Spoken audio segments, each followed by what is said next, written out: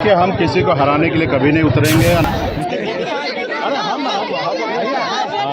आज 3000 वोट से जीतने के बाद देश का प्रधानमंत्री जी सीना चौड़ा करके और दिल्ली से कहे कि हमारे कुरन्नी में जीत हुआ। मुकेश सहनी जिंदाबाद, मुकेश सहनी जिंदाबाद। कल तक हम जीरो थे। कल तक निषाद को लगता था कि बिहार में निषाद मतलब मछली मारने वाला मल्लाह है। महागठबंधन हो या एनडीए हो, ऐसे पार्टी के सामने में हम लड़ लिए, यही हमारी सबसे बड़ी जीत है। हाँ, भाजपा ने यहाँ एक रणनीति बनाया था। कुछ हमारे समाज के लोगों को कुरन्नी के जनता ने 10,000 वोट दिया है और हम 10,000 वोट को मानते कि जीत है हमारी। देखिए, हम किसी को हराने के लिए कभी नहीं उतरेंगे या ना उतरे हैं।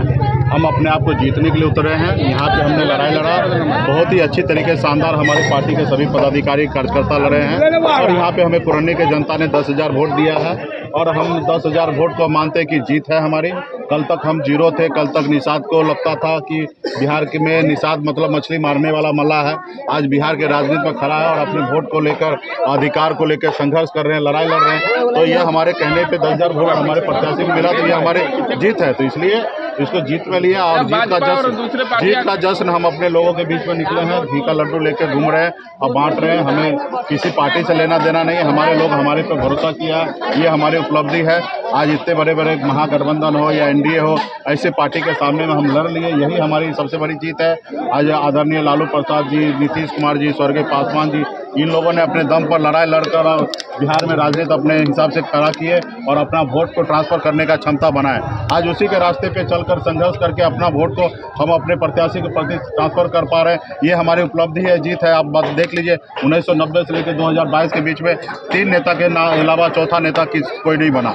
लेकिन आज हमने चौथा नेता, अगर आप पूछिएगा बिहार में, तो सनत मल्लाह नाम आएगा कि भाई सिमरी बख्तियारपुर में हमने वोट ट्रांसफ़र किया, हमने बोछा में वोट ट्रांसफ़र किया 30,000, कुरन्नी में 10,000 वोट ट्रांसफ़र किया। ये हमारी उपलब्धि है। हाँ, भाजपा ने यहाँ एक रणनीति बनाया था। कुछ हमारे समाज के लोगों को गुमराह करके 3-3 निषाद समाज से कैंडिडेट खड़ा कर दिया। इसलिए क्षेत्र को जनता को भरोसा नहीं हो पाया कि आपस में ये लोग लड़ रहे हैं, ये लोग चुनाव नहीं जीत पाएंगे। इसलिए वोट में थोड़ा बिखराव हुआ। 5,000 वोट हमारा उधर चला गया और कहीं ना कहीं मैसेज सही नहीं था, इसलिए हम थोड़ा पीछे रह गए। लेकिन ये 10,000 वोट भी कम नहीं है।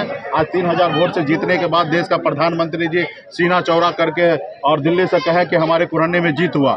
अगर 10,000 वोट अगर महागठबंधन को मिल जाता तो वो 7,000 से जीतते। तो आज हम फैक्टर बन गए हैं बिहार में।